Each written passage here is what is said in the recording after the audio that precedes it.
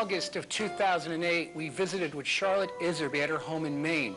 Charlotte Iserbyt was, during President Ronald Reagan's first term, the senior policy advisor on education. Charlotte Iserbyt has written several books and pamphlets and also has 2 different websites that we'll talk about later during this program. But for now, here is Charlotte Iserbyt in her own words. I grew up on Long Island, New York, in Port Washington. And I left Port Washington when I went to school in New York City, and then I worked down on Wall Street for a while, and then I went abroad. I wanted to go abroad.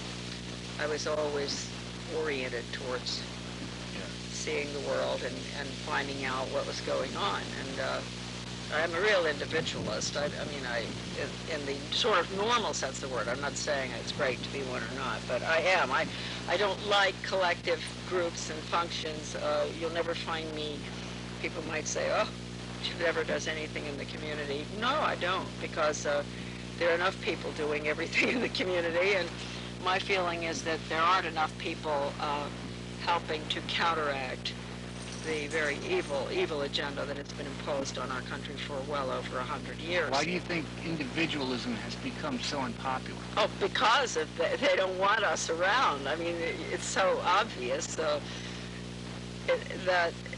John Dewey, he explained very clearly that, you have to get rid of the individual. We've all got to cooperate and be a member of the collective. Right. That's, of course, the communist thing. But anyway, so I was not one of those people to hang around and become part of the society that I grew up in. And I remember when I went overseas, I joined the American Red Cross during the Korean War, and I was supposed to be going to Korea, but they changed my orders at the last minute, so I went to Guam, and I was stationed at Anderson Air Force Base, where actually it's very interesting. One of the SAC bombers was very sad, went down there. I didn't always notice Anderson when that happens, because I was there for a year, and that was very interesting to be there. There were still Japanese hiding out in the jungle. Yes. Didn't know the war was over? Didn't know, and for some odd reason, I never really clarified this, they would manage to get into the mess hall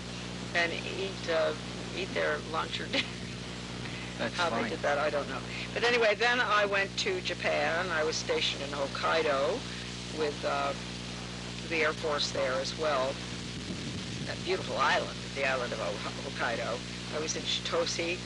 And then instead of going home the normal way, I never do anything the normal way, which would have been by plane. I had orders to go by plane. My tour was over. I went on a freighter, 3rd class, with a good friend of mine who was also Red Cross. The freighter's name was the Vietnam. And we left out of Yokohama, and we went to Hong Kong. I guess we were Yokohama to Saigon, and we should have only spent 2 days in Saigon, but we spent a week because that was the beginning of the problems, the Bin's Inn, whiskey, the trial, and all that, and they wouldn't let the ship out. They let it in. We were there a week, and that was very, very interesting, because I have to point out that prior to my going abroad, I really was very naive about politics. What I was saying is that I had a very good education about the truth regarding the political and economic situation in the Far East, which we were not being told. We had people like Lattimore and Wiedemeyer, all sorts of, that we were depending on for the truth coming out of, these were State Department people. But anyway, our policies were absolutely incorrect. We supported Chiang Kai-shek in the beginning, and then we pulled the rug out from under him. And we all know what happened to MacArthur, the great General Douglas MacArthur, who wanted to go through into the northern part, to go up against the Chinese. Right. And they wouldn't let him do that. No, and Truman fired him and all that. So what I was getting there was a totally different story about what was going on. And actually, my friend and I, we were young and pretty and all, we would be invited up to first class to go swimming with these two young, very attractive young men who were with the UN. I think they were Scandinavian. And so one day I was sunning myself by the pool on the Vietnam, and these children just kept splashing me. And they splashed me and splashed me and splashed me, and I kept saying, no, don't, please, don't. S'il vous plaît, ne fais pas ça. You know, and finally, this very distinguished gentleman comes over to me and he says, Mademoiselle, he starts to talk to me about, he knows I'm American, the American role in pulling the rug out from under France in Indochina. He was the prefect for France. He was in charge of that region, France, right? And I just said, look, I happen to agree with him. So we had his children go and splash me. It was just to aggravate me, you know. And I said, well, you've got the wrong person because I happen to agree with you 100%, you know. Just like now, I mean, if you, foreigners, you know, if there are any foreigners watching this film, they have to understand that the majority of Americans do not support the horrible, evil policies coming out of our government, and that have been coming out of our government for years. There is nothing new about this. So please forgive us, or forgive our government, and then you're going to say, well, why do you keep voting them in? Well, because we never have a choice. But, so I moved on, and I thought, well, I love traveling, so then I went into the State Department, and my first assignment was, well, I was in Soviet affairs in Washington for about a year, Soviet and Eastern European affairs, and that was very, very interesting. Now, did your father arrange that? How did that come about? No, I just got a job as a plain old secretary. Okay. You know, but I was good, and I got, you know, whenever John Foster Dulles had, because that was Dulles' time too. First of all, I went into Middle Eastern affairs, and I had 2 years there. Syria, Lebanon. That was very, very interesting. That was during the Suez Canal crisis. Right. And then I went into Soviet affairs, which was also very interesting.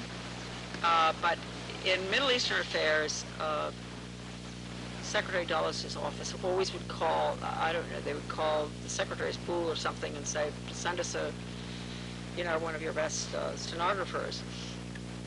So they'd always call me, and I never forget one amusing incident with Golda Meir and Abba Eban, very important. I don't know whether Eban's still alive. Golda Meir is Israel, and this was a Suez Canal or something. I don't know what was going on, but all hell was, excuse me, breaking loose.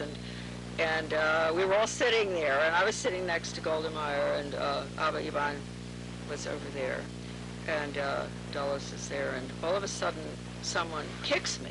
I'm taking notes.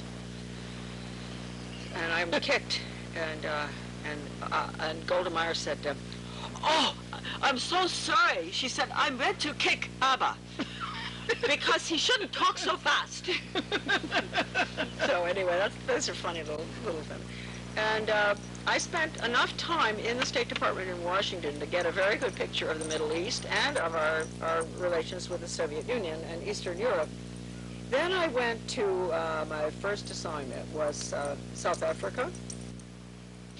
That assignment didn't last very long because I became ill with hepatitis and I had to be shipped home. It was lovely, South Africa. I mean, I lived in Cape Town, lived in Pretoria, and my father had grown up in South Africa. Wow. Yes, so he lived there 15 years. My grandfather, 20, he was a mining engineer, and we can talk about that when we get into the order material. And that must involve people like Cecil Rhodes. Oh, yes, yes. And so I came home, and then they offered me an assignment. Ambassador Douglas MacArthur II, that's the general's nephew, has just been assigned to Brussels, and he needs a secretary. And we'd like you to meet with him, so next week or something. So in the meantime, I talked to some Foreign Service people, and they said, whoa. Well, we better just tell you he's the most difficult person to work for in the Foreign Service. it's going to be a rough road, Charlotte, rough road for you.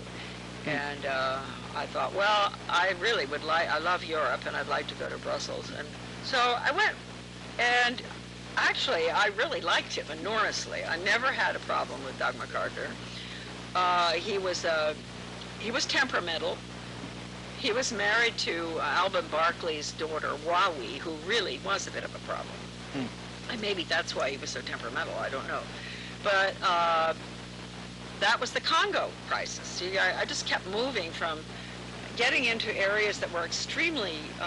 volatile? Yes, volatile and important. And I was, all the cables were coming in from Leopoldville, Elizabethville, Katanga, and the reports of the UN, you know, the atrocities the UN committed down there, the nuns, and all this stuff. And we'd be working until, you know, 2, 3 a.m. in the morning. I must say one thing, for State Department people can say they don't work hard. Well, they do. Even when I was in Washington, I was in the office often at 1 a.m. You know, Suez Canal, a crisis arrived, you're there. Anyway, we did work very hard. And so I spent 2 wonderful years in Brussels, and I met my husband in Belgium. My husband just recently passed away, and he was a great patriot. He was a marvelous guy, and who became an American when we moved back here. And he helped me enormously with all my work. I mean, I wouldn't have been able to do anything without him.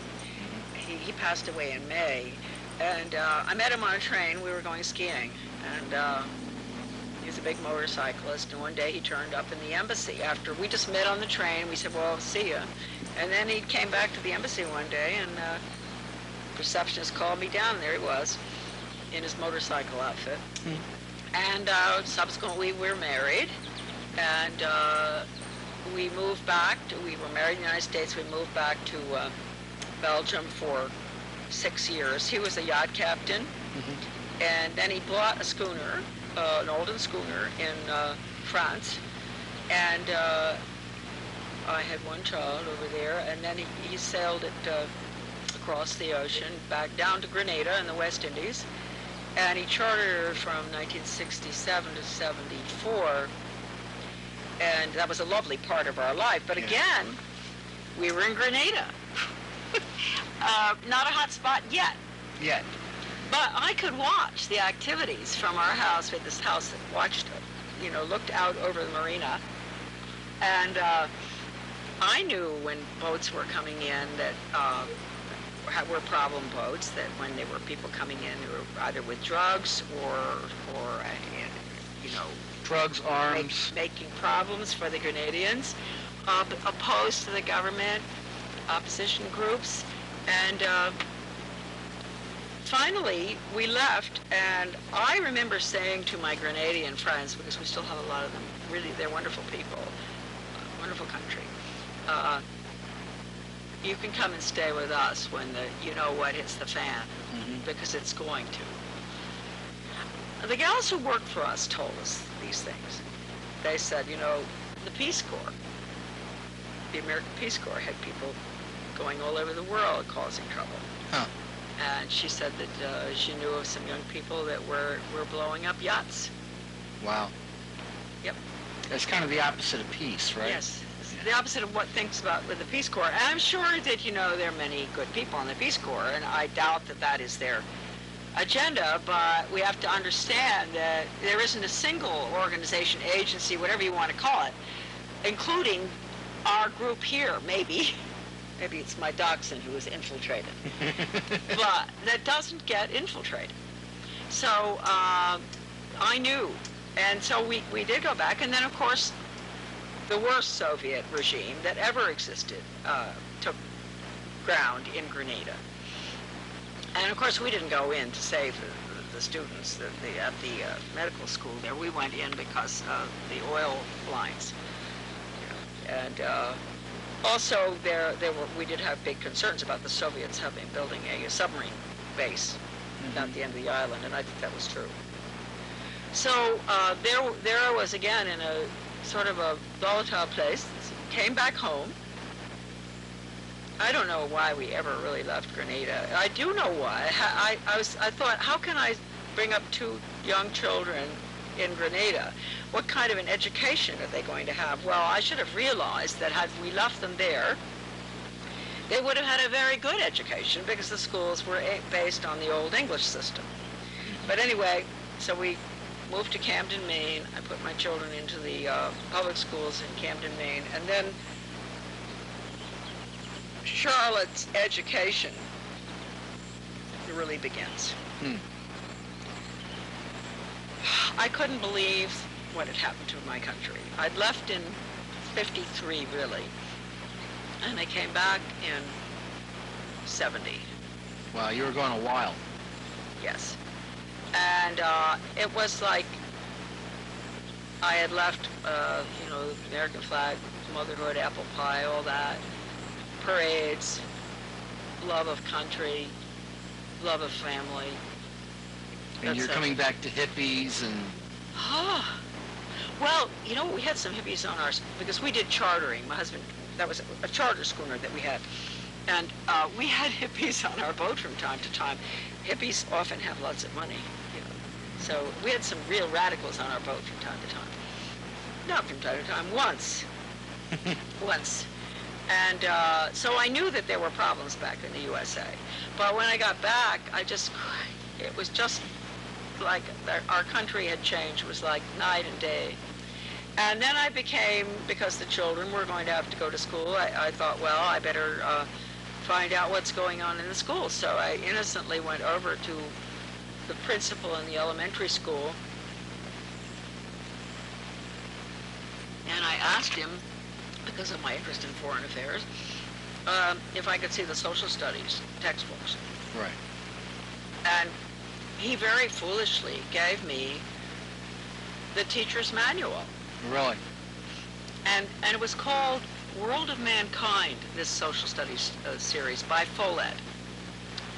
And I have to say right now that I don't know why he gave that to me. First of all, why he gave me the teacher's manual, but why did he give me a social studies textbook that actually the teachers at that time would refuse to use? Huh. But it had been selected by the school board and our new change agent superintendent. We'll get into change agents later. And because I looked at it and I couldn't believe it. It said right in the beginning, this was for the teachers to understand what the course was all about. And it just basically said, all of this, folks, is in my book, The Deliberate Dumbing Down of America. Right. I believe it's in the preface, what I'm going to say right now. Or it may be later on somewhere. But anyway, basically, it said that it was a humanistic curriculum, and it had been developed to help the first graders, mind you, and second graders, you know, have a more open viewpoint towards different lifestyles, different views, the parts of the world, or everything. And I thought, what is this? I mean, what is this? And so then there was one little exercise in it that had the teachers taking a little tots in town. We lived in Camden, Maine, so you have captain's houses, beautiful houses right next to trailers, and you know, we didn't have any zoning in Maine then. And so then she would say to the little tots, who do you think lives in that big house there, the captain's house with the cupola? And who do you think lives across the street in the little house or the trailer or whatever? And they'd say, well, it must be very rich people there, and I guess they're poor over there, you know, and what do you think they eat there, and what do you think they eat, you know? And I thought, what is going on here? This is class warfare. This is the beginning of class warfare. Is this what initially made the light bulb go off in your head, like there's something really wrong? Well, sort of. Or was it before this? That is what made the light bulb go off in my head. And then I went to this too. I went to a school board meeting, and I really thought that my concerns were very legitimate. And so I just said that I was appalled to see this being used. It wasn't being used yet, but he led me to believe it was, with first graders. And the newspaper picked it up. It was on the front page, and I had teachers, you know, elementary school teachers are calling me saying, thank you so much. We don't want to use that book. We put it on the bottom shelf. Good for you. Anyway, that wasn't so good for me because we had someone living with us. We had a rental in our house. We had a captain's house, and we weren't all that rich. We had a rental apartment, and this couple were very intelligent. They'd been stationed in Scotland, I think, because he would go out on the oil rigs, and they'd come back, and we got along very well with them. And she came to me the next day. She came to me and said, "Charlotte, I just went down to the co-op, you know, and back then in the 70s, everybody would buy cheese and chocolate and whatever at the co-op. And she said, the word is out." And I said, "What's the word?" She said, "You're a kook." Okay. And I said, "I'm a kook? Why?" And she said, "Well, evidently, the newspaper, you know, did a pretty good job on you, and someone got the word out that you're a kook." So that's when I started thinking, something's wrong. So that, of course, is, you know, this business, you're in it too, Kevin. Yes. We all are. It's like eating peanuts. Mm-hmm. Don't put peanuts out there in front of me. You know, you eat one peanut, you want another peanut. 20 more. So you just end up spending your whole life eating these. Yeah. I wish this stuff did taste as good as peanuts. But anyway, we just don't give up. We become addicted to the fact, addicted to finding out how and who could be so evil in our own public schools, where our children are basically captive. They have to go to do this. You know, it's bad enough what they've been doing in universities for years, but at least college students are old enough to, you know, talk back and get out if they want. But these are little kids, and the parents are so trusting. And in a way, I don't blame them, because I was trusting back then too. I mean, you figure that sort of in loco parentis, they're meant to be. And this doesn't mean all teachers by any means, because as I just pointed out. Yeah.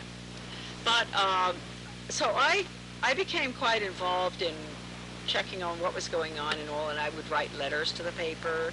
And then one day, this is probably the big light bulb, although that is too. There's several. That was probably the big one to get me looking closely at what was going on. A teacher, a retired teacher, called me, and she'd taught all over the world. She was what you'd call a master teacher. And she said, "You know, I've been reading your letters to the paper, and you're absolutely correct." She said, "I don't know if you know how right you are, but you are." She said, "I have been involved in this for years. I've seen the retraining going on. It's been going on for many, many years. It's really started, certainly before World War II even. And she said, I would like to pay for you to go for some teacher training." Well, I said, "I'm not a teacher." She said, "It doesn't make any difference." And she paid $100 for me to go to in-service training for teachers and principals in Searsport, Maine. And I went, and there were all these very normal-looking people there, nice people, like, you know, most educators are really, basically very, very good people, or they wouldn't really have gone into education. Right. And there was a book, thank heavens, a great big fat textbook type of thing that we could all, it came with $100, and it was called Innovations in Education, a Change Agent's Guide. You know, so for all of us out there who have to hear the word change agent all the time now, as if it was a chocolate chip cookie, don't think, folks, that change agents are anything other than pure evil. And I will tell you why. And the word change, don't accept that word unless you get people to define their terms. But anyway, this was a guide. This book had about, I don't know how many different examples of true, not stories, but true situations where either a guidance counselor or a science teacher or whoever would be able to to teach a course in sex ed, drug ed, or whatever. Ordinarily, one wouldn't think of these courses being geared to do anything other than to help your children not go on drugs, not to participate in sex. But isn't it just the opposite? Yes, just the opposite. So, first of all, you have these little stories of how the teacher, and these are true stories, managed to con the community into accepting it. How the teacher would go up against the resistors. Resistors. And that just blew my mind. I thought, resistors? How to identify resistors? I said, I'm a resistor. I don't like that. I've just come from countries where they identify resistors. I didn't know we did that in the United States. Huh. And so how was this done? How were resistors identified? Oh, well, they would be me. When I go in and say I don't like this, taking the little children on a walk in town to identify big and little houses, a program to begin class warfare. I'm a resistor. I'm resisting the changes in education, be they no grammar, no math skills, revolting sex ed, immoral whatever, which has just gotten worse and worse and worse, to the point of absolute unbelievable stuff down in Massachusetts with that terrible curriculum. I don't even want to talk about it. So any parent, you know what, it's just I would say 99% of the parents in this country, if they knew what was going on, that's a big if, would be a resistor. So you've got to identify all these parents. Unfortunately, there aren't enough parents. Now, there are a lot of teachers who are resistors, too. They have, I think, been more abused, victimized than the children. And we can talk about that. Yeah. I came home with my big book under my arm, and my husband, I was meant to go back the next Saturday, but I was so sickened by it that I didn't go. And he said, you should have gone, and I later found out I probably should have gone, because the principal from our school was there, and he said, hey, Charlotte, where were you? And he said, you really would have gotten a lot out of last Saturday, because he talked about Hitler and how the Nazi system worked. Huh. And, I've never asked that principal exactly what, and I could have, because he's the father of a very good friend of Sam's. I always wondered, but I think I just didn't want to know. Huh. I just didn't want to know what on earth they were talking about Hitler for.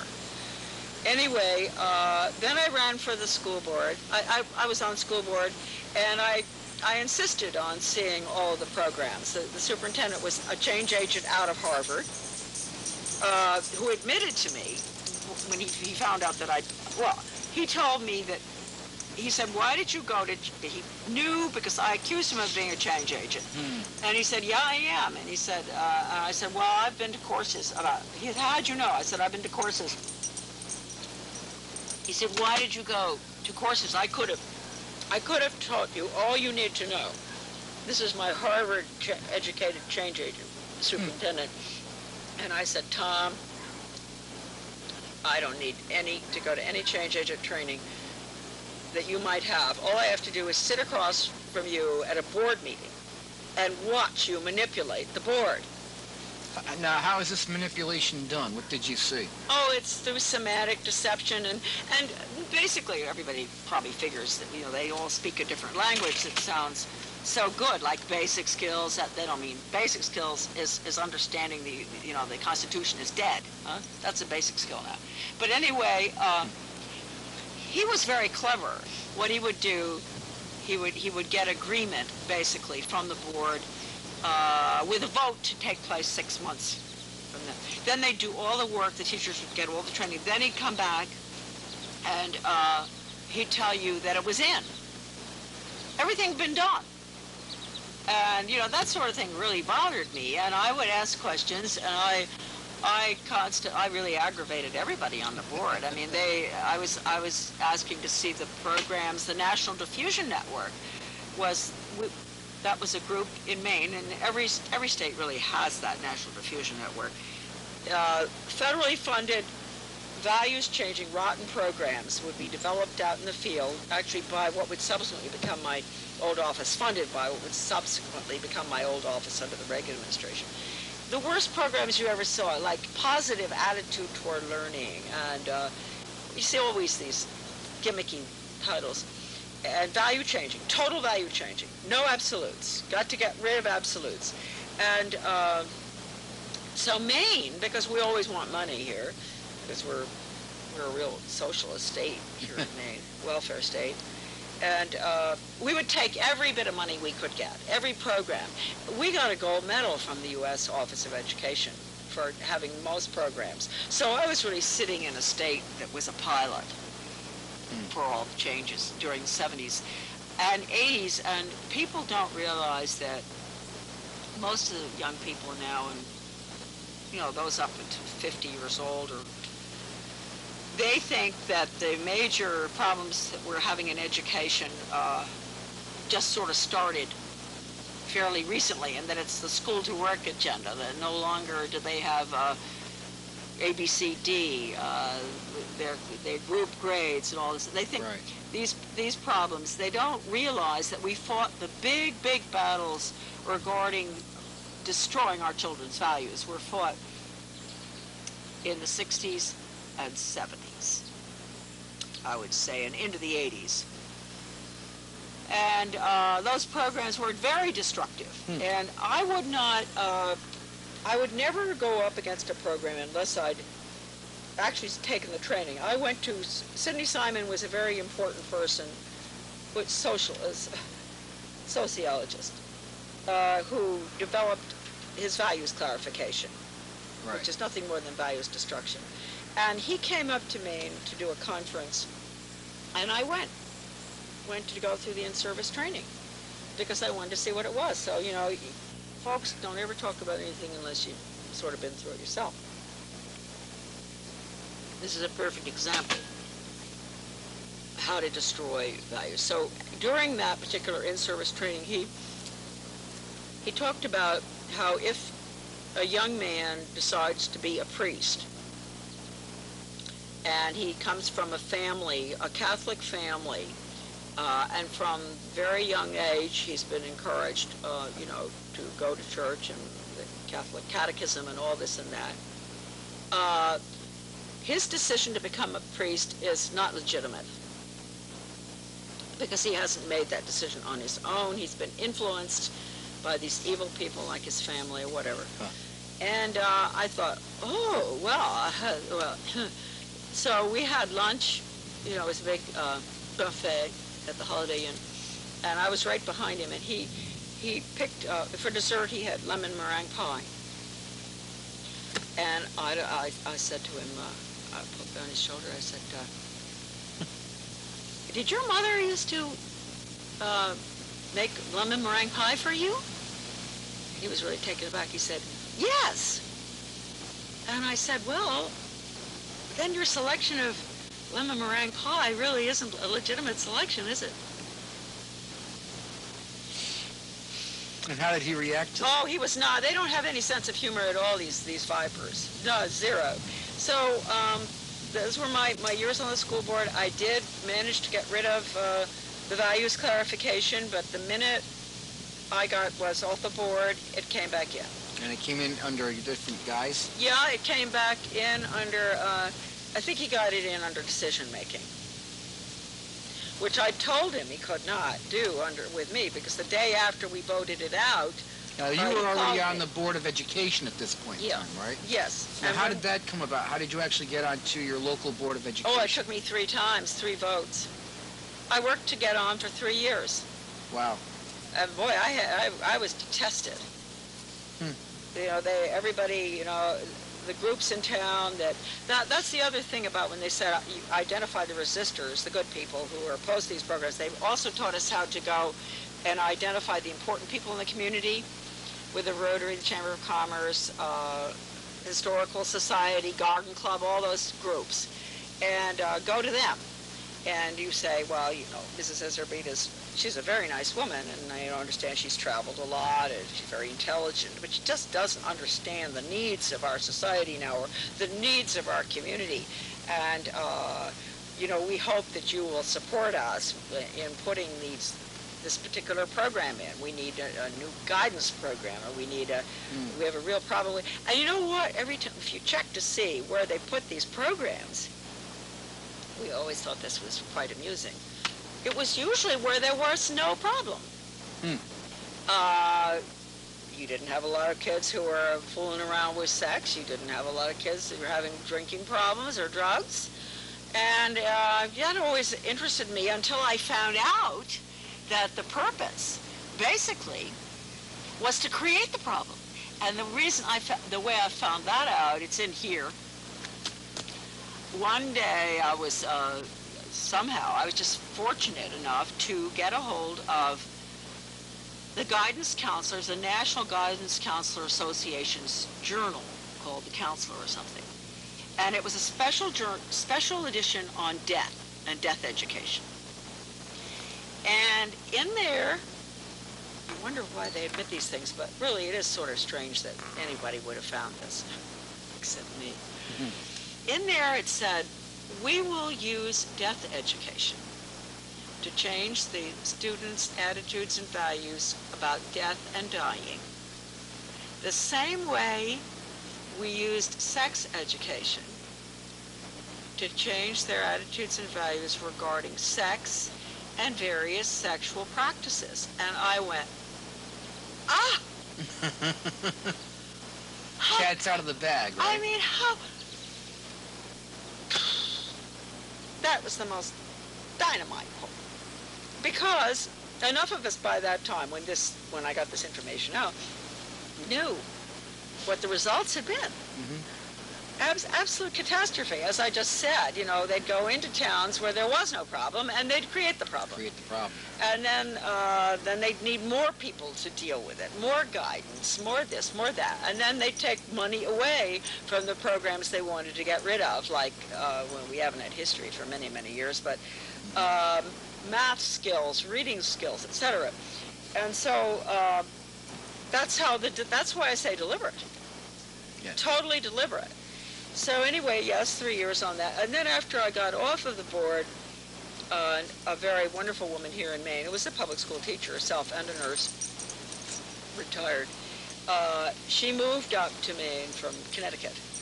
And she's very bright. And she had been told that I was, you know, she was down in Cushing, and Cushing, Maine was the pilot for the comprehensive health education being put into Maine, and with something like $1 million from the Kellogg Foundation. Yeah. And I got a hold of all the documents. I don't know how. They all landed in they came out of California. It was called the Berkeley model. Berkeley, California model. But anyway, so when I got off the local school board, when I was voted off of it, as I said, all the things that I had done, I got 5 minutes of grammar a day. 5 minutes a day of grammar, if you can imagine, when we should have been getting half an hour, perhaps. Yes. But they just didn't want to do it, and they were just giving in to Charlotte. And I got rid of the values clarification. I managed to get a pretty good math program in, and a few things. But when I left, everything was dumped that I had done. And he continued on his merry way. But let me make a point, because this is really rather interesting. For people who feel that they shouldn't go up against these change agent superintendents, this particular fellow, I found out later through someone else, where he said that the only person that he respected in our community was Charlotte. Because he viewed you as a worthy opponent, perhaps? Yes, and I knew what I was talking about. Yes. And at one board meeting, he said, luckily it wasn't too loud, so the media didn't hear it. He said, we were all of us in this discussion, and he and I were really doing most of it. He finally said, sort of under his breath, Charlotte, look, why can't you and I just discuss this later in the week or something, because nobody else understands what we're talking about. And, so for those people listening to this, you know, good parents out there, you have to understand that you understand probably very well what he's talking about. Often school board members don't ask questions, don't do their homework. You've probably done much more homework than the school board members have. And your superintendent might just, well, be interested in having a talk with you if you bone up on what the subject is. That doesn't mean he's going to change his mind, but don't feel intimidated. Do your homework. And after you've seen this video, you will have plenty to go on. At least I hope that you will feel that you have adequate support for your views. There's two things I'd like to first have you talk about. A lot of what you're talking about right now involves a lot of the Hegelian dialectic and a lot of what we call problem, reaction, solution. Yes. Goes back to Plato and the Republic that he wrote 2,400 years ago, what he called the Third Way. Right. Can you get into that a little bit and clarify that for people who are watching at home? Yes. We can do the seven-pronged fork later, but I do think the dialectic is very important, the Hegelian dialectic, and don't get thrown off by Hegel's name. It could be Smith's or anybody's, a German philosopher. And in order to, well, he took that from I mean, this goes all the way back to Plato, and even before Fabian that. and Fabian socialism. Yes. Back to Plato, yes. Well, the dialectic is this. If you want something, and you know you can't get it the normal way, you have to create a problem in order to get people to scream. Then you can pretty much come in with your solution, whatever you want, and get people to accept it. You have to be clever about it. But let me give you an example, because this is true. When I was first married, I threw a red sweater of mine in with my husband's white shirts. And my sweater ended up the size of a postage stamp, and his shirts were pink. And from that time on, you know, my husband never let me do laundry again. And my two sons. Don't give my wife any bright ideas. You've met both of them. They'll tell you. They saw that their father didn't let mom do the laundry. And so they wouldn't let me do the laundry, and that was just dandy for me. I didn't have to. Now look, if I had wanted never to do laundry again, right, isn't that what I would do? I would create the problem. I would just throw a red sweater in with white shirts, and that would upset whoever, you know, and they would say, you're not allowed to do laundry anymore. Well, so my feeling, and I often tell this story when I give, well, I don't travel that much anymore, but I always used to, people love that, and they understand that.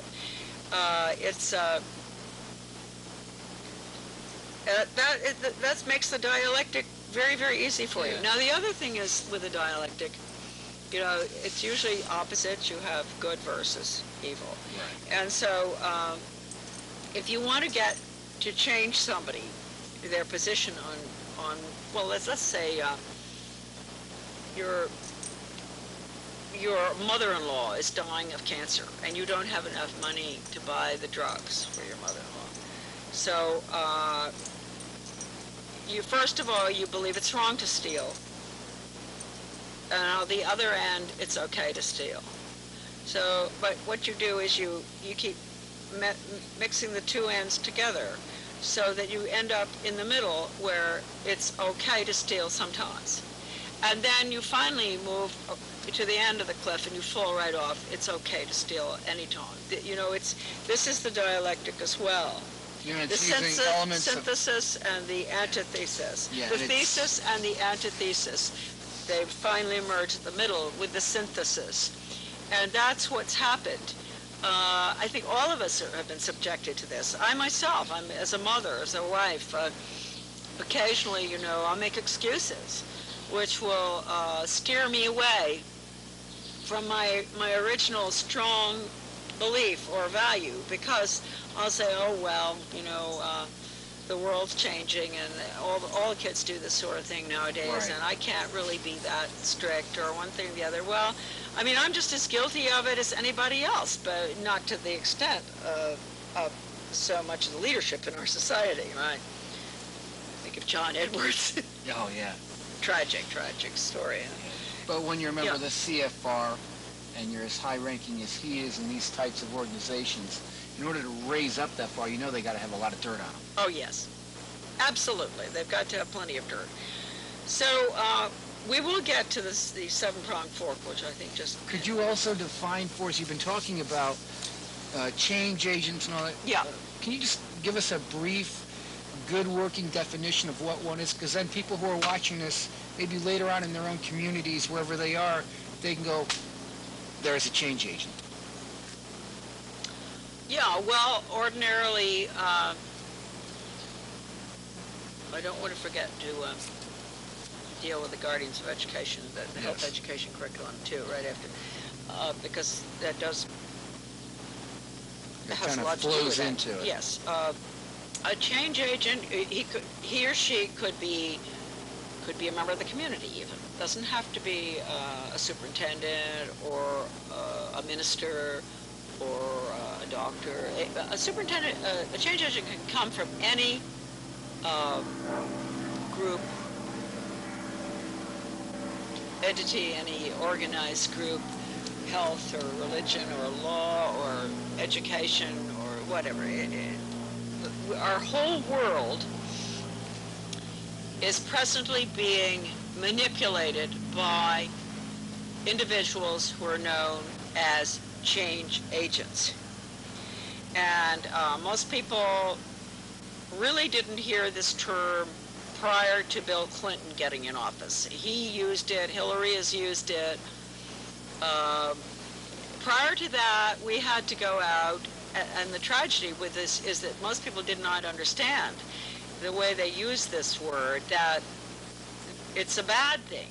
It's when you hear the original term change agent is bad. It means an individual, an agent of change, someone who goes into your community, is highly trained in how to bring about a certain outcome, to create a program that would ordinarily be opposed in the community.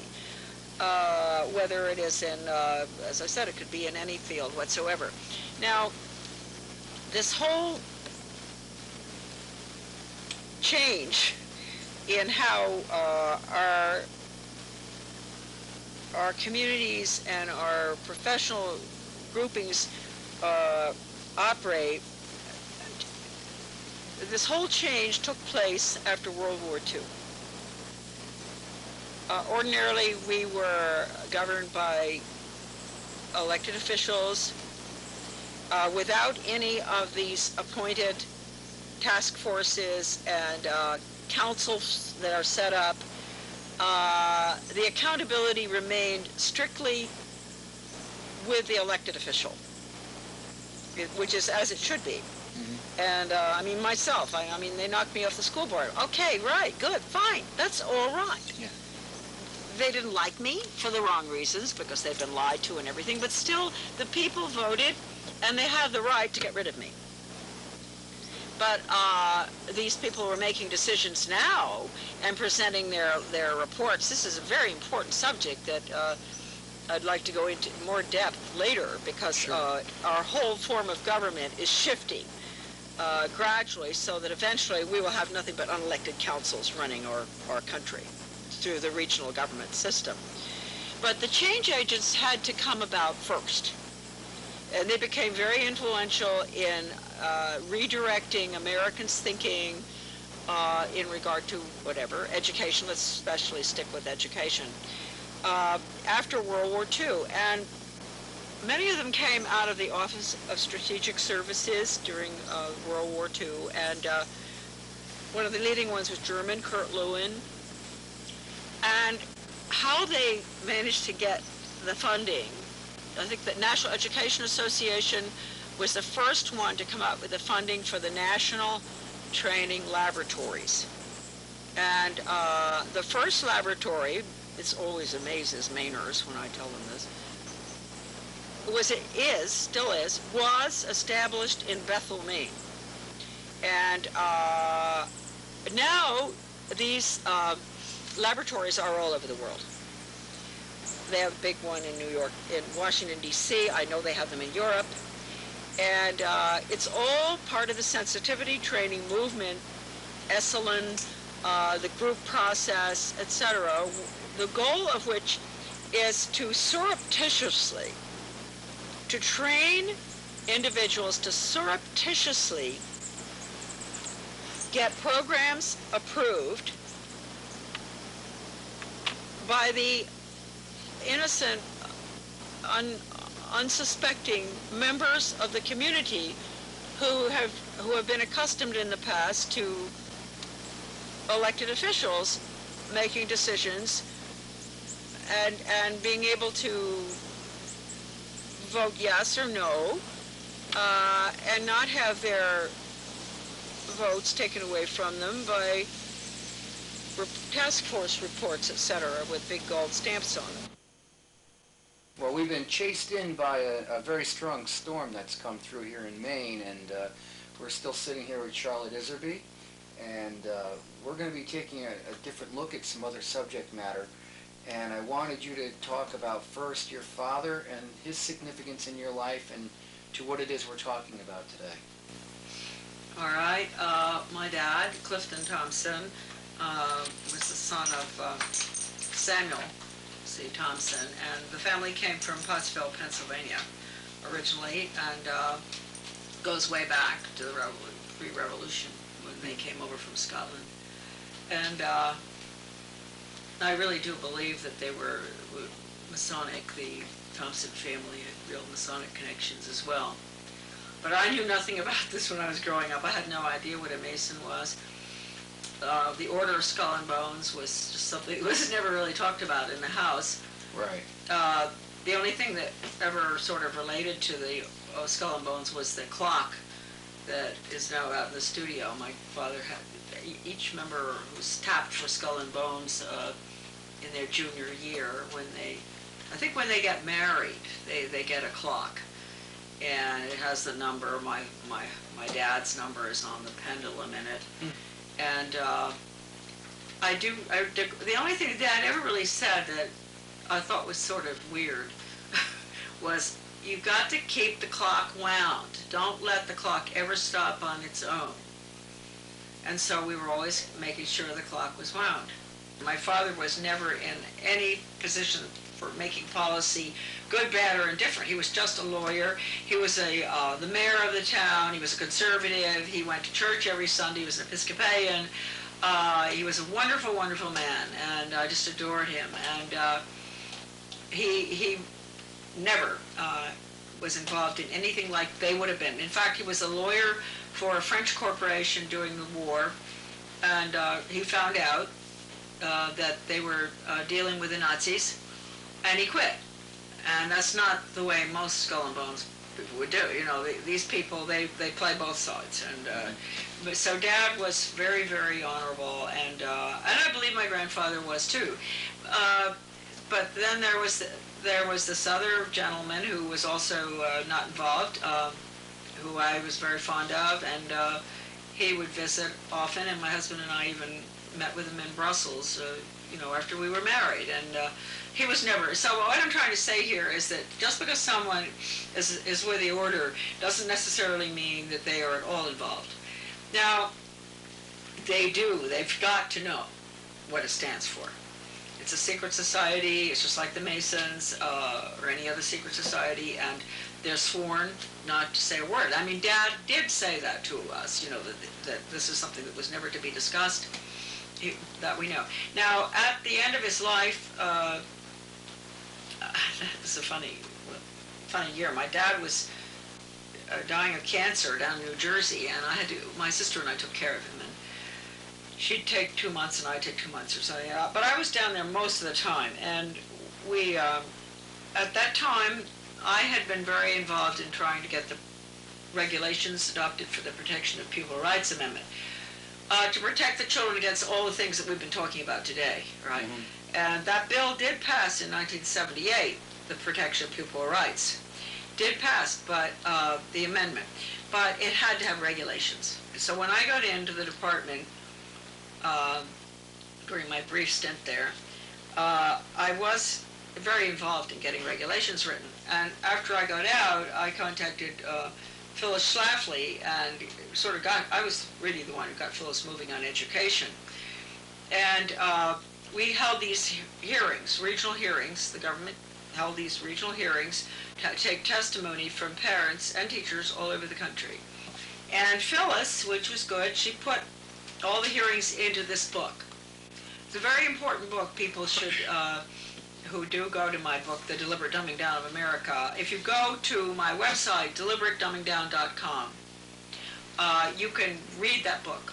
It's a free download. Child Abuse in the Classroom. And that summer, we worked all the time on the phone, Phyllis and I. And we were talking about everything. So my father had to listen to, because the phone was downstairs, and we had put a separate bedroom for him down next to the kitchen. And we had that built on because it was a very old 1750 English farmhouse. And he was upstairs before. And finally, after having heard that, about a month before he died, he looked at me and he said, maybe it was after a phone call with Phyllis, I don't know, "Char, if I had the time, I'd help you." And I think that was, because at one point, when we were talking about global education and world government and all this and that, I can't believe this here. My father was such a conservative, such a patriotic guy, everything. And I was talking about world government, and he said, "Well, I don't think it's ever really going to happen, and what's so bad about that?" And I looked at him and I said, "What happens? What constitution are we going to have?" And he looked at me and he said, "Oh, he had a cigar." He took a cigar. He said, "Well, we'll take care of that when the time comes." And I said, "Oh, really?" And I think that got him thinking.